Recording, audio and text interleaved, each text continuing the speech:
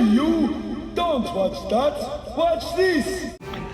Hey everybody, long time no see. It's Tim, High Noons Vinyl, your friendly neighborhood vinyl guy, back again. As you saw at the top, I went out, this was actually probably a couple weeks ago, and did some record shopping. One of my locals, my favorite locals, Foundation, they went and had a 50% off sale on anything in their 20 and under sections. So clearly they were overstocked on some of that stuff. So I was like, I gotta go, right? So, and I know those guys, and they give me really good deals. So, wanted to pop in just to see what they had, and came out with a stack. So, first up, to celebrate the 50th anniversary of hip hop, picked up one of the early songs in my hip hop career that really spoke to me.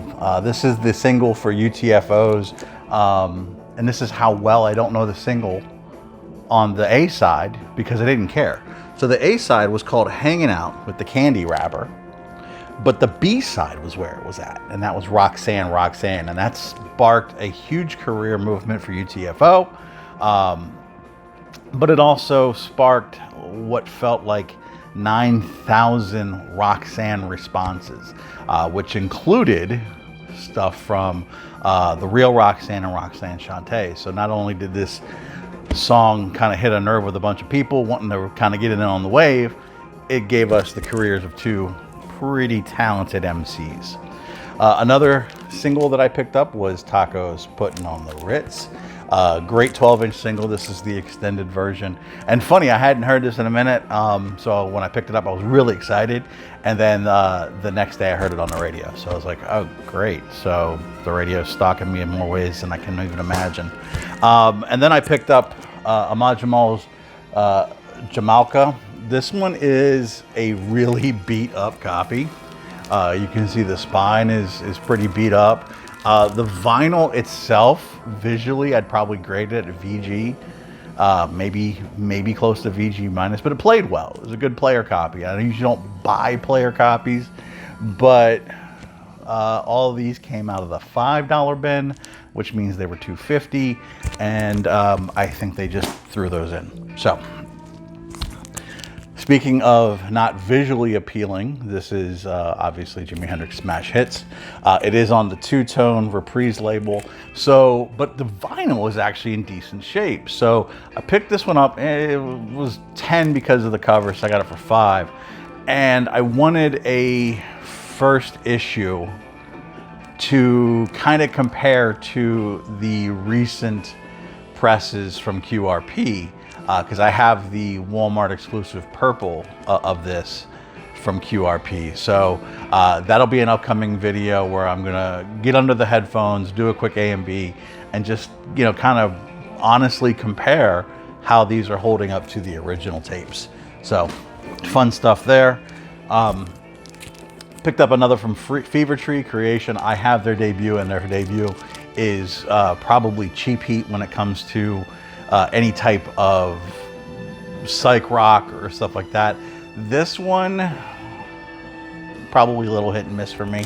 Had some great hits, but the misses were just, I don't know. It's not a bad album. It's not an essential album. I'm gonna give this a few more spins and then ultimately decide whether or not I want to keep it, or if I'm just holding on to it because I'm a nerd. So we'll see. Next up, a classic from the 80s, the Raw and the Cooked from Fine Young Cannibals. I mean, She Drives Me Crazy was everywhere. I actually think Good Thing is a stronger single, and this is an enjoyable album. This one and their one before it, which I do believe I have on vinyl somewhere, but the name escapes me. That's all I need. I'm happy with those two from Fine Young Cannibals. But a clean copy, good price, had to come home with me. Been looking for this one for a while. So this is Roberta Flack's First Take. And as visually pleasing as this album was, as far as the quality, Still played after I cleaned it with some ticks and pops. I don't have an ultrasonic, and that's one of the reasons why I want to get an ultrasonic, so I can kind of resolve some of those issues of the after you clean them and getting rid of those deep inset ticks and pops. But I know for a fact that some other people have had issues finding good, I mean really good copies of this. So the ticks and pops aren't enough to take me out of the enjoyment of the album. So I'm very happy with it. If I were ever to find a minty copy or get a really high quality reissue, I'd probably pick that up and let this one go. But until then, I'm happy with that one. So this is the history of the Small Faces. You know, I don't have any small faces, and that's not for a lack of trying. I just don't see them.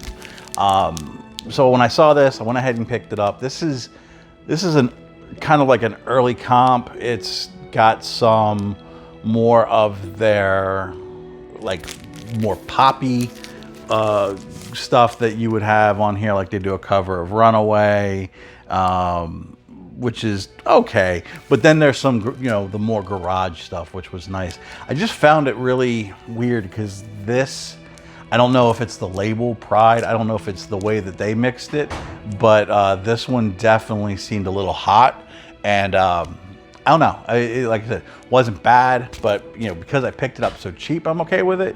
Had I paid more for it, probably would have been a little upset. A couple more, and then we'll be done with this one.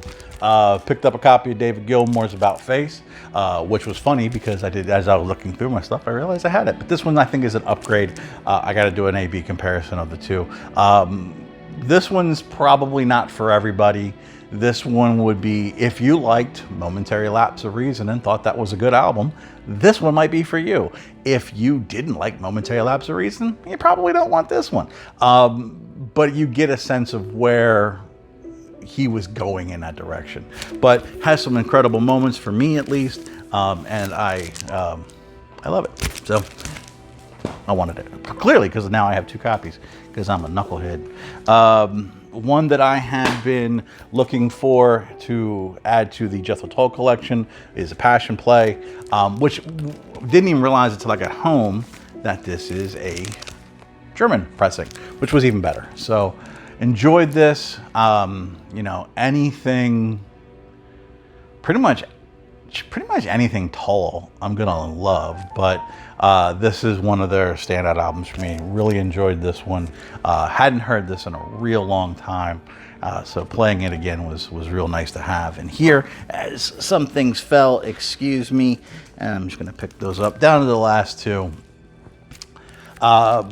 Went through some of my ELP few weeks ago and pulled out a couple that were just beat, and this was one of them. But this copy was clean, one of the cleaner copies I've seen of Tarkus. One of their better albums for me, so definitely wanted to pick that one up. I don't even think I paid less than 10. And then Tangerine Dream, haven't picked up any of theirs in a while, and everybody knows that I'm really good friends with Bill the Vinylverse, who loves Tangerine Dream. I know this one gets a little bit of, in their 70s discography, might get a little poo-pooed, only because of the fact that the vocals may be a little off-putting to some, but you only get the vocals on side one. On side two, you get that amazing krautrock goodness, which is a full side of just fantasticness.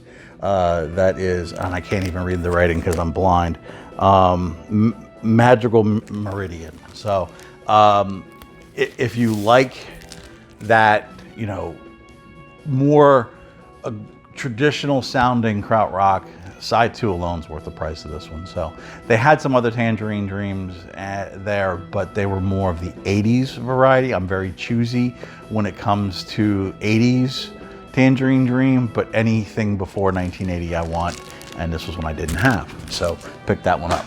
So that was my haul from Foundation. So thanks for tuning in. We appreciate everything. Hopefully everybody's well. I'm trying to make sure that I get some more in the can here before everything gets out of whack and I get busy again. To those of you who are watching this who might be out in California, hopefully everything is safe, and my heart goes out to the people in Hawaii as well. So thanks for watching. Please be safe. there's a goober. So thanks for watching. We'll talk soon. We love you all. Peace.